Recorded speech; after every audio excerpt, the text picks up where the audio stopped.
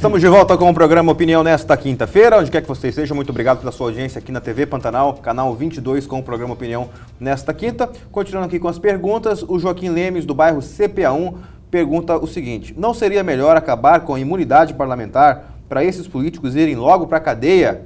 É a manifestação do Joaquim Lemes. Professor Arenberg, o senhor começa. Começo.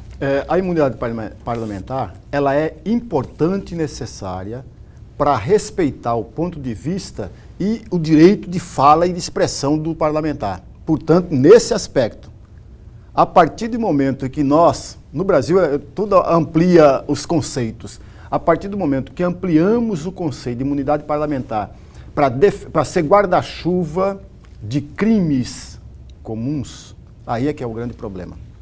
E, portanto, não seria o caso, né, professor, de acabar com a imunidade parlamentar.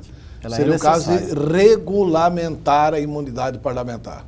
É verdade. Porque é preciso compreender que a imunidade nasceu como uma resposta à ditadura brasileira. Porque antigamente eles fechavam o Congresso. O discurso de Márcio Moreira Alves não foi nenhum discurso violento de um mal brasileiro. Aliás, eu tive a oportunidade depois, como deputado federal e senador, de conviver com o jornalista Márcio Moreira Alves, que passou a fazer a cobertura do Congresso Nacional. Que em função do discurso dele, é que o Geisel fechou o Congresso brasileiro e editou aquele famoso pacote de abril, né? Pacote de abril do Congresso Nacional, com o ato institucional número 5, que piorou as liberdades públicas no Brasil. E muita gente votou contra a cassação do Márcio Moreira Alves. Inclusive o ex-governador de Mato Grosso, que era deputado federal da época, o saudoso José Garcia Neto, votou na defesa da liberdade de opinião da tribuna do parlamentar. Correu risco. E o curioso é que depois o doutor Garcia virou ainda governador de Mato Grosso. Exato. Naquele período de indicação. Né? Mas a imunidade parlamentar, ela é necessária. Não dá para confundir isso, porque assim, a imunidade parlamentar tem que ser regulamentada para que seja uma proteção ao exercício do mandato. Exatamente. Ponto. O exercício do mandato, ponto. Ela não pode acobertar e nem impedir que sejam processados parlamentares em função de atos cometidos fora do mandato. Tem roubalheira aí que vem de 2 ou 3 mandatos atrás e que acaba se escudando na questão da imunidade, que aí vira impunidade parlamentar. Então, a sua indignação é justa, a sua indignação é correta, mas o certo é nem tanto o céu, nem tanto a terra. O certo é regulamentar a imunidade parlamentar, para proteger o bom deputado para o exercício do mandato e para desproteger o mau deputado dos crimes cometidos. Na prática, qual é a diferença do foro de prerrogativa de função para a imunidade parlamentar? Esse é um debate jurídico. Eu tenho uma tese, aí já como estudante de direito, como militante do direito, eu tenho uma tese que às vezes o foro por prerrogativa de função é prejudicial. Aí as pessoas até assustam. Mas como? Da prejudicialidade do foro por prerrogativa de função. Eu cheguei a fazer mestrado em Direito Internacional Econômico, a ser matriculado como aluno especial. Eu não terminei o mestrado, porque não tive condições econômicas de terminar o mestrado, mas uma das teses que eu ia defender era exatamente essa. Por quê, professor? E eu explicava com 2 exemplos aqui de Mato Grosso. Exemplo 1. Pedro Henry foi flagrado cometendo crimes no episódio do Mensalão. Onde? Qual lugar? Brasília. Ele foi beneficiado pelo Mensalão do PT. E com essa flagrância, ele acabou respondendo o processo onde? Ele acabou respondendo o processo no Supremo Tribunal Federal. Foi condenado e está onde? Está na cadeia. Né? Cumpre pena em Mato Grosso, o ex-deputado federal Pedro Henry. O Brasil é signatário do Pacto de São José da Costa Rica. O Tratado de São José da Costa Rica é um tratado de direitos humanos. Se é tratado de direitos humanos, ele é recepcionado ao nível da Constituição brasileira com o mesmo valor da Constituição Federal. E o que diz o Tratado de São José da Costa Rica?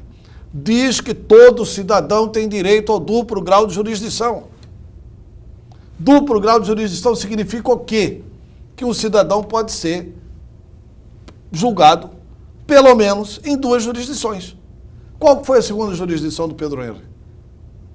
Não houve a segunda jurisdição do Pedro Henry. Só foi julgado no Supremo Tribunal Federal. Tem outros parlamentares que foram acusados, por exemplo, naquele episódio do sanguessuga. Perderam o mandato, não foram julgados no Supremo Tribunal Federal e estão sendo julgados no juiz da primeira instância. Quando perderem, vão poder recorrer para o TRF. Quando perderem no TRF, vão poder ir para o STJ. Quando terminar no STJ, eles vão para o Supremo.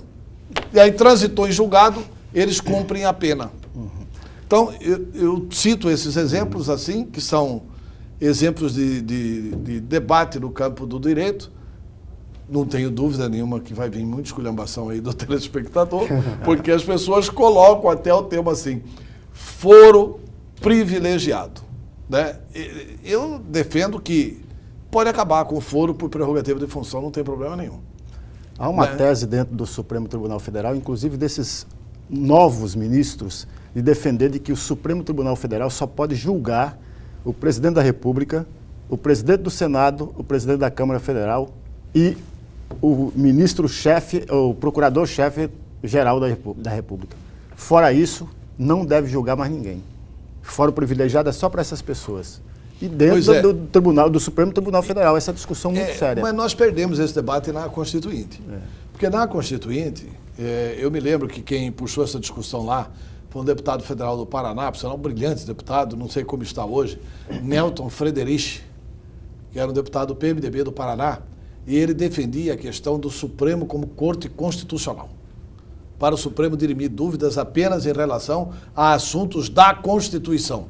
E que os outros assuntos seriam dirimidos no resto do país. Mas nós perdemos essa tese. O Supremo não foi aprovado, não passou na Constituinte como sendo assim Ele é a corte que interpreta a Constituição, mas ele não é a corte que trata exclusivamente da constitucionalidade. Briga de cachorro chega no Supremo. Vizinho que protege, briga de galo. Chega no Supremo Tribunal Federal, que é um absurdo. Né? Moral da história, o Supremo deixaria de ser judiciário e passaria a ser uma corte, de fato. É isso que a reforma política passa exatamente por essa discussão. Falando sobre esse assunto aqui, o Ozelito Oliveira, olha aí, Antero, começou a pouca vergonha e dizem que os poderes são independentes. Está lá na Constituição, só para inglês ver. Pelo menos 7 nomes disputam com chances a vaga do ministro Joaquim Barbosa, que deixa o Supremo Tribunal Federal. 4 são do Superior Tribunal de Justiça. Um é professor da Universidade de São Paulo e outros 2 ministros do governo Dilma. Do STJ, Benedito Gonçalves, Herman Benjamin, Maria Tereza Assis de Moura e Luiz Felipe Salomão. Da USP, o professor e tributarista Heleno Torres. Do governo federal, além do advogado-geral da União, Luiz Adams, sempre citado, embora não mostre vontade, também o ministro da Justiça, José Eduardo Cardoso, mestre e doutor pela PUC de São Paulo. É o comentário do Ozelito, dizendo que já existe aí uma briga de 7 querendo a vaga do Joaquim Barbosa e inclusive 2 ministros do governo Dilma. Pegando o último exemplo da Dilma, foi um mau exemplo, né? Porque a presidente Dilma demorou para indicar os 2 últimos ministros do Supremo e numa coincidência incrível, né? Os 2 últimos ministros indicados pela Dilma do Supremo Tribunal Federal tiveram o poder de desvotar o negócio do mensalão. Exatamente. Desvotaram o mensalão para impedir que o Zé Dirceu fosse para o regime fechado. Quer dizer, então foram assim, será que a presidente Dilma escolheu ministros para serem ministros da Suprema Corte pelo alto grau de conhecimento jurídico? Ou aproveitou pessoas que têm um elevado conhecimento jurídico para entrarem no Supremo Tribunal Federal e usarem a inteligência para garantir a impunidade a alguns colegas do petismo? Quer dizer, eu, inclusive, questionei aqui no dia que nós demos a notícia da aposentadoria do Joaquim Barbosa, um dos que está batendo pau pro Joaquim Barbosa é o PT e a presidente Dilma. Eu acho que ele deveria ter convivido mais com as dores e não abrir essa possibilidade. Não é para isso que serve a Corte Suprema do país. Agora, também o Congresso brasileiro precisa fazer uma revisão. A sabatina do Senado precisa ser sabatina de verdade né? E é preciso eleger critérios que retirem a influência da presidência da República na indicação.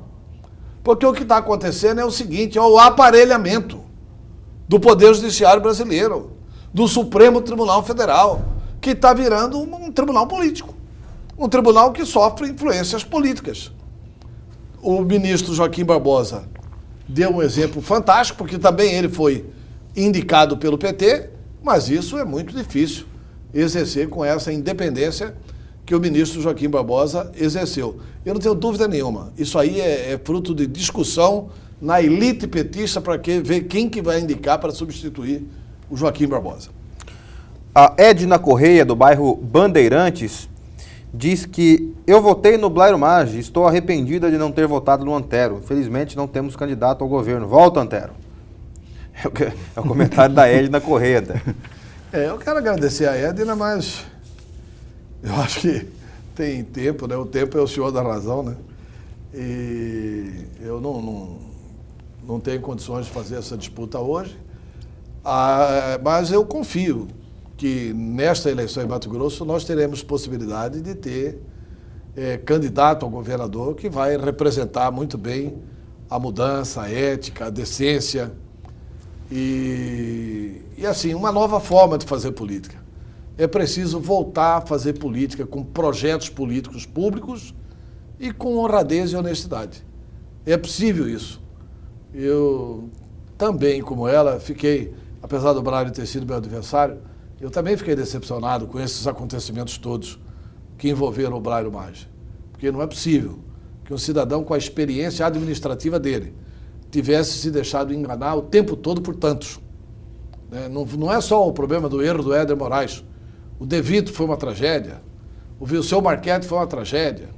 Quer dizer, o governo dele é um governo desatencioso quando se trata de proteger o erário. E muito atencioso a atuação dele pessoal quando se trata de proteger o patrimônio da empresa dele. Aí você não vê esse noticiário de que houve superfaturamento de compra de máquinas na empresa. Como é que isso pode acontecer dentro do governo? Ou seja, você é competente na área privada e incompetente... Deveria ser na área pública também. Pública. Último questionamento aqui antes do próximo intervalo. O Vitor Hugo diz: boa noite a todos os senhores integrantes da bancada. Gostaria apenas de expressar o meu pensamento. Penso que o técnico Luiz Felipe Scolari é o único treinador do mundo que consegue confeccionar um time tática e tecnicamente e ainda consegue deixar o emocional, o psicológico de cada jogador em perfeitas condições de encarar uma partida de futebol. Ou seja, ele tem uma espécie de duplicidade de função.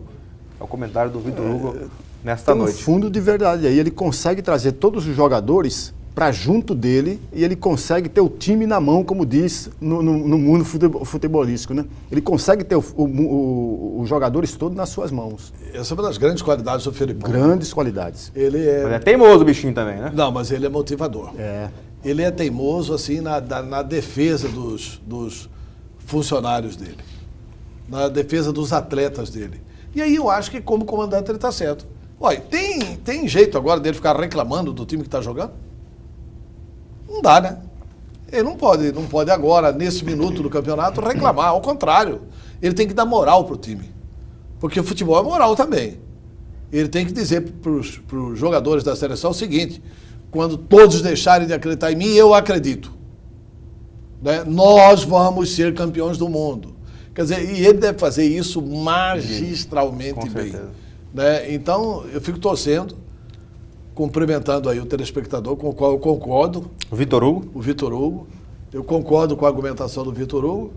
E tomara, né, Vitor Hugo, que o Felipão consiga nos dar mais um título.